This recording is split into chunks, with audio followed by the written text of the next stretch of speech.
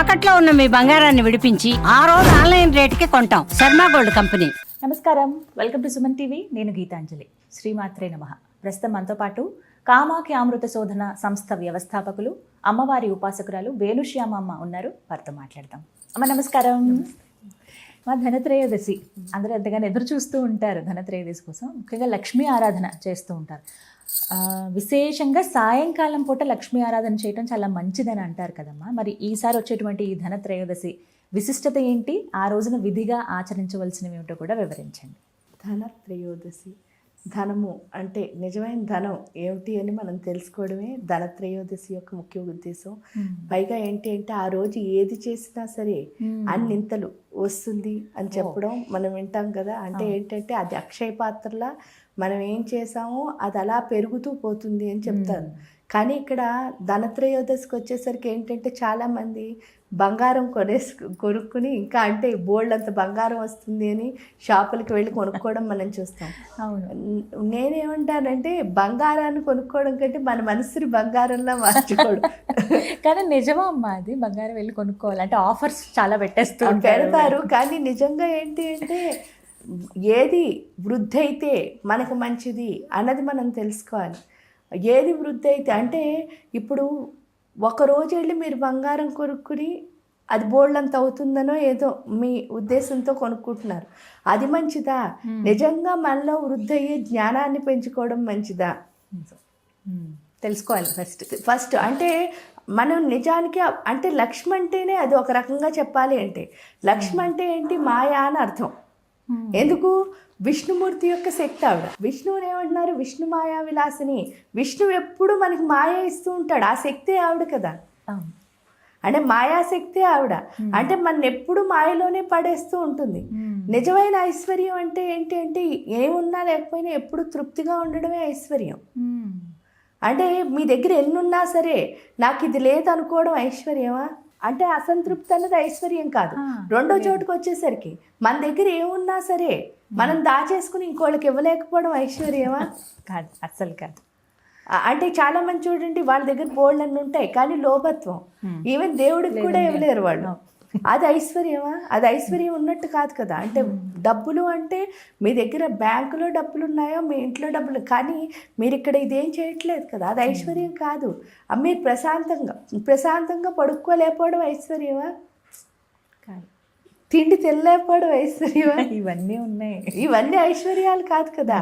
అంటే ఆ ఐశ్వర్యాలన్నీ సంపాదించుకోవాలి అంటే తప్పకుండా మనం ఏంటి సంపాదించాలి అని తెలుసుకోవాలి. ఏం సంపాదించాలి అంటే రెండే ఉండాలి మన దగ్గర. ఒకటి శక్తి, రెండు జ్ఞానం. ఏంటంటే ఎట్టి పరిస్థితుల్లోనూ విచక్షణ జ్ఞానాన్ని కోల్పోకూడదు. ఎట్టి పరిస్థితుల్లోనూ మన ఓర్పు, సహనాన్ని కోల్పోకూడదు. ఈ రెండు కోల్పోయామంటే ఇంక మన దగ్గర ఏమున్నా లేనట్టే. ఎందుకంటే అవి రెండు ఎప్పుడు మన కింద పాడేస్తూనే ఉంటాయి. కానీ ఇక్కడ చూడండి, మీరు ఆ సహనం, ఓర్పు కోల్పోకపోతే ఏమవుతుంది అంటే పాండవుల కథే మనకు ఉదాహరణ. పాండవుల కథలో మనం చూస్తే ఫస్ట్ పాచికలాట ఆడారు, ఓడిపోయారు. 5 ఊళ్ళు అడిగారు, 5 ఊళ్ళు ఇవ్వనన్నాడు. పాచికల్లో గెలిస్తే ఇస్తానన్నాడు, అది కూడా మాయ. ఆడాడు, మొత్తానికి వీళ్ళు ఓడిపోయారు, అన్నీ కోల్పోయారు. అన్నీ కోల్పోతే నార్మల్గా ఏంటి అంటే కోపం. మామూలుగా మళ్ళాంటి భక్తులు అనుకో ఏం చేస్తూ ఉంటారు? వెళ్ళి అమ్మవారిని తిడుతూ ఉంటారు. ఏంటి పూజ చేసి నీకు ఇన్ని పూజలు చేశాను, నువ్వు నాకేమి ఇచ్చావు అని అడుగుతారు. కానీ వాళ్ళు కృష్ణుడిని ఏం అడగలేదు అసలు. అరణ్యవాసం, అజ్ఞాతవాసం ఇచ్చినందుకు కృష్ణుడిని ఏమైనా అడిగారా? ఏం అడగలేదు. కానీ దుర్యోధనుడు 5 ఊళ్ళు ఇస్తానని ఒప్పుకున్నాడు, ఓడించాడు, అయిపోయింది అక్కడ. అయిపోయిన తర్వాత వీళ్ళు వెళ్ళిపోయి అరణ్యవాసం, అజ్ఞాతవాసం చేశారు. మామూలుగా అలాంటి పరిస్థితులు మనకు వస్తే ఇంకా దేవుణ్ణి నమ్మనండి, దేవుడు నాకు ఇది ఇవ్వలేదండి మీరు చాలా మంది దగ్గర వింటారు. కానీ వాళ్ళు ఏం చేశారో చూడండి. అంటే మన దగ్గర ఒక టైం, అంటే టైం కాదా, వాళ్ళు అంత రాజుల్లో బతికిన వాళ్ళు అడవుల్లో బతకాల్సి వచ్చింది. ఎవరికి కనిపించకుండా, వాళ్ళు ఎవరో తెలియకుండా, అసలు ఐడెంటిటీ లేకుండా బతకాల్సి వచ్చింది. అలాంటి టైంలో కూడా ప్రతి రోజు వాళ్ళు నేర్చుకుంటూ వెళ్ళారు. వాళ్ళ స్ట్రెంగ్త్ని పెంచుకుంటూ వెళ్ళారు తప్ప వాళ్ళు వీక్ అయిపోలే, వాళ్ళ స్ట్రెంగ్త్ కోల్పోలే. మీరు పాండవుల నుంచి నేర్చుకోవాల్సింది అదే. కరెక్ట్. వాళ్ళ స్ట్రెంగ్త్ అస్సలు వాళ్ళు కోల్పోలే. అప్పుడు అర్జునుడు ఏవో బోళ్ళని సంపాదించాడు. అప్పుడే మీరు చూస్తే పాశుపతాస్త్రాన్ని వీటన్నిటిని తపస్సు చేసి సంపాదించుకున్నాడు ఆయన. భీముడు బోళ్ళని సంపాదించాడు. అంటే వాళ్ళ స్ట్రెంగ్త్లన్నీ పెంచుకుంటూ వెళ్ళారు వాళ్ళు. ఓడిపోయినప్పుడు ఎప్పుడు ఏడుస్తూ కూర్చోకూడదు, మన లోపల ఉన్న స్ట్రెంగ్త్లను బయట. ఎందుకంటే అందుకే కదా failure is the first step of success అని అంటారు. అంటే ఫెయిల్యూర్ అన్నది మీకు ఫస్ట్ స్టెప్ సక్సెస్ అవడానికి. అంటే అర్థం ఏమిటి అంటే ఓడిపోయాను తప్పేంలే, కానీ రేపు గెలవడానికి ఇదే ఫస్ట్ స్టెప్. కాబట్టి ఇక్కడ మన స్ట్రెంగ్త్, నా దగ్గర ఏం లోపించిందో తెలుసుకోవాలి, తెలుసుకుని దాన్ని పెంచుకోవాలి. అది చేశారు కాబట్టే పాండవులు కురుక్షేత్రంలో నెగ్గారు. కానీ ఇక్కడ చూడండి మళ్ళీ అధర్మంగా ఉన్నవాడికి ధర్మంగా ఉన్నవాడికి డిఫరెన్స్ ఏంటి అంటే ఇక్కడ గెలుపు వచ్చింది ఎవరికి? దుర్యోధనుడికి. కానీ 13 సంవత్సరాలు వీళ్ళు స్ట్రెంగ్త్ పెంచుకున్నారు, వీడు వీక్ అవుతూనే వచ్చాడు. అధైర్యమే ఎప్పుడు. అందుకే లక్కీళ్ళు పెట్టాడు, అందులో కాల్చాలని ట్రై చేశాడు.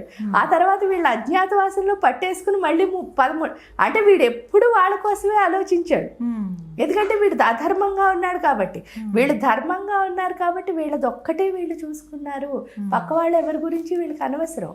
ఏం కాంపిటీషన్ లేదు ఇక్కడ, కంపారిజన్ లేదు. వాళ్ళ పని వాళ్ళు చేసుకుంటూ వెళ్ళారు కాబట్టి కురుక్షేత్రంలో గెలిచారు. అంటే ధర్మానికి అధర్మానికి అదే తేడా.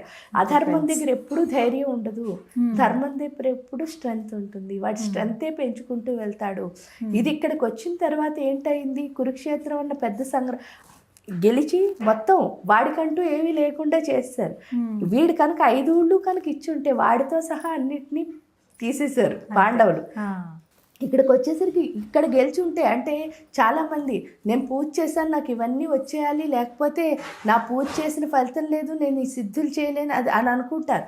కానీ ఇక్కడికి వచ్చేసరికి సిద్ధులు ఇవన్నీ కాదు.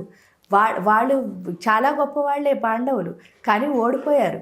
ఇక్కడ గెలిచి ఒకవేళ వీళ్ళు గెలిచి 5 ఊళ్ళు కనుక ఇచ్చుంటే వాడు వీళ్ళని స్థిమితంగా ఉండనిచ్చినా, అసలు ఒక రోజైనా అన్నం తిన్నిచ్చినా ఆ 5 ఊళ్ళు చివరికి వాళ్ళు ఇచ్చేసేటట్టు చేస్తును. అవును, ఆ స్థిమితం లేకుండా అయిపోయిన. అలాంటిది వాళ్ళకి బోల్డంత టైం దొరికింది.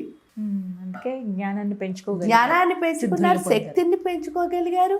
ఫైనల్గా ఇప్పుడు యుద్ధం చేసినా కూడా, అంటే వెంటనే గెలిచేసి వీడు ఏడిపించి వాళ్ళు యుద్ధం చేసినా వాళ్ళ దగ్గర అన్ని స్ట్రెంగ్త్లు లేవు. అప్పుడు ఓడిపోయి ఉండేవారు. అంటే దేవుడు మనకి ఏం చేస్తాడంటే హెల్పే చేస్తాడు. అందుకే అంతా మన మంచికే అని అనుకోవాలి.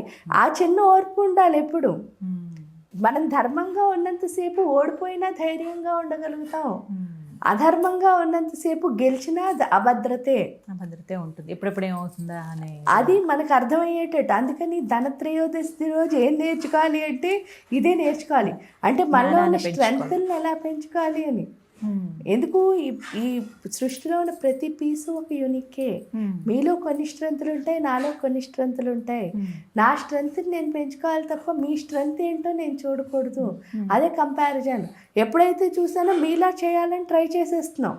ట్రై చేసినప్పుడు నావన్నీ నేను కోల్పోతున్నాను కదా, నా నేచర్. అవును, అది తెలుసుకుని అంటే ధనత్రయోదశి రోజు నిజమైన లక్ష్మీ పూజ అంటే ఏంటి అంటే లక్ష్మీ స్తోత్రం. ఇప్పుడు చూడండి మీరు, లక్ష్మీ అష్టోత్రం, కనకదార స్తోత్రం, లేకపోతే లక్ష్మీ మంత్రం ఏదైనా చెయ్యండి. ఆ లక్ష్మితో నిజంగా ఆత్మసమర్పణ చేస్తే ఆవిడ చేసేది ఏంటి అంటే మనలో ఎందుకు ఆవిడ స్థితికారకురాలు మనకి. అంటే ఇప్పుడు చూడండి, సృష్టి స్థితి లయం. సరస్వతి అమ్మవారి జ్ఞానాన్ని ఇస్తుంది, ఈవిడేమిస్తుంది మనకి వనరులను ఇస్తుంది. అంటే ప్రతి క్షణం ఒక్కొక్క రీసోర్స్ ఇస్తుంది.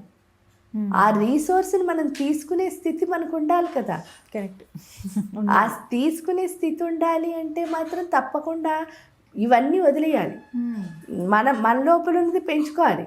మన మైండ్లో ఎప్పుడూ అదే పెట్టుకోవాలి. నాలో ఉన్న స్ట్రెంగ్త్ ఏదో నేను పెంచుకోవాలి.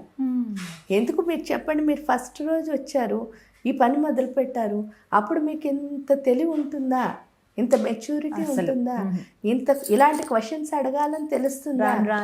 ఎందుకంటే మీరు చేయగా అనుభవం, ఆ అనుభవంలోనే మీకు అర్థమవుతుంది. ఎవరు చెప్పక్కర్లే, మీ ఇన్నర్ సౌండ్సే చెప్తాయి మీకు. ఎప్పుడు అంటే మీ అనుభవమే మీ ఇన్నర్ సౌండ్. అందుకే ఏమంటారు వివేకానంద, అనుభవమే గురువు అని అంటారు. ఎప్పుడు మన గురువు అనుభవమే, సొంత ఎక్స్పీరియన్స్ మాత్రమే అనుభవం. అది తెలుసుకునే స్థితి ఎప్పుడు అంటే ఆ రోజు సాయంత్రం పూజ చేస్తే అంటే 6 o'clock మామూలుగా లక్ష్మీదేవి వచ్చే టైం అంటారు. 3 కాలాల్లోనూ చేయొచ్చు చక్కగా. 3 కాలాల్లోనూ కూడా కొంచెం సేపు ఆవిడ దగ్గర మీరు ఎక్కువ పూజలు చేసేయకపోయినా 5 నిమిషాలు చేశారనుకో, ఆ 5 నిమిషాలు ఆవిడ మీద దృష్టి పెట్టి చేస్తే ఆవిడ మనలో ఉన్న మాయను తొలగించి మనలో ఉన్న స్ట్రెంగ్త్ని పెంచుతుంది. ఎందుకంటే మనకి స్ట్రెంగ్త్ ఇచ్చే తల్లే మన స్థితికారకురాలైన లక్ష్మి. ఆవిడ లేకపోతే మనం అసలు మనుగడ లేదు. ఎందుకు అంటే మనం ఎందులో ముందుకు వెళ్ళాలన్నా లక్ష్మి మనతో ఉండాలి. ఈ విధంగా ధనత్రయోదశి చేసుకోవచ్చు. ఆ రోజు ఏమైనా నైవేద్యంలాగా ఏమైనా పెట్టాలమ్మా? మామూలుగా అయితే బెల్లం పరమాన్నం అలాంటివి పెడతారు. లక్ష్మీ అమ్మవారికి పెట్టచ్చు. అన్నిటికంటే కిళ్ళి కూడా పెట్టచ్చు. అవునా? ఇష్టం అమ్మకి. తాంబూల పూరితముకి దాడిమి కుసుమ ప్రభ అని అమ్మవారికి చక్కగా ఇలాంటి నైవేద్యం పెట్టి మీరు అన్నట్టుగా లక్ష్మి అష్టోత్తరము ఏదో ఒకటి అష్టకము శతనామావళి ఏదైనా చదువుకోవచ్చు. కనకధార స్తోత్రం ఇవన్నీ సహస్రనామాలు లేదా లక్ష్మీ మంత్రం ఎవరి దగ్గరైనా తీసుకుని చేసుకోవచ్చు. జపం ఆ రోజు చేసుకోవచ్చు. అన్నిటికంటే నేను ఇవన్నీ చేయలేనండి అంటే శ్రీం శ్రీం శ్రీం అంటూ శ్రీంకారాన్ని చదువుకోవచ్చు. ఇవన్నీ కూడా అమ్మకి ఇష్టమే. ఏదైనా కూడా చేసిన కాసేపు అయినా అమ్మ పైన మనసు లగ్నం చేసి చేసుకోవటం అనేది మంచిది. చక్కగా వివరించారమ్మా. ధన్యవాదాలు.